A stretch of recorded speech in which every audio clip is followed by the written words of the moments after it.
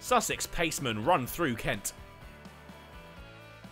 Ben Sanderson and Gareth Berg shared 19 wickets to beat Sussex when they travelled to Northampton last time out. Kent shared the spoils in a rain-ruined spectacle at Emerald Headingley, so both were on the hunt for crucial points, currently occupying the bottom positions in Group 3. The hosts welcomed Jofra Archer back into the fold, and having won the toss, put him to work straight away, and to good effect too. Bell Drummond nicked off for 2. He had another before long, his England colleague Crawley out as he feathered a real peach of a delivery through to Brown. Cox and Leaning steadied the ship and managed to take the total past 50 runs, timid early before they grew into some confidence. That took them to lunch with the score 68 for 2. Jordan Cox was out in the first over before lunch. The other half of Sussex's potent opening partnership finally got his name on the board. Robinson with a beauty to bowl the Kent opener. They'd be forced off temporarily for bad light, but the return saw Kent's Robinson go, out to Garton. And his namesake was back in the wickets in the next over, to Wanda Mayeye's first-class debut, not off to the most memorable of starts, out LBW for 1. Stevens then followed in the next over, Kent in a bit of a hole when he feathered one to Thomason in the slips for Garton's second.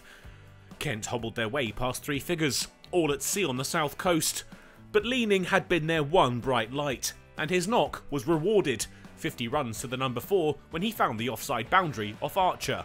There'd be more damage before tea, Marcus O'Riordan out via another catch in the slips, and tea taken soon after as the weather deteriorated, the score 113 for 7. Leaning and Gilchrist looked to take the total up towards 150, but they were stopped in their tracks. Robinson found Leaning's edge, and he had to go for 63. Jack Carson then removed Gilchrist, a catch chipped back down the pitch to the spinner, and Kent had just 1 wicket remaining. They weren't able to make it to 150. Cummins was done by the flight and clean bowled by Carson. Kent all out for 145. Another damaging collapse was sealed for Kent. Only 3 batsmen breached double figures, including Jack Leaning, who scored more than 40% of his side's return. Robinson, Archer and Garton were effective for Sussex. They shared 8 wickets between them. And Sussex were to suffer their own difficult start.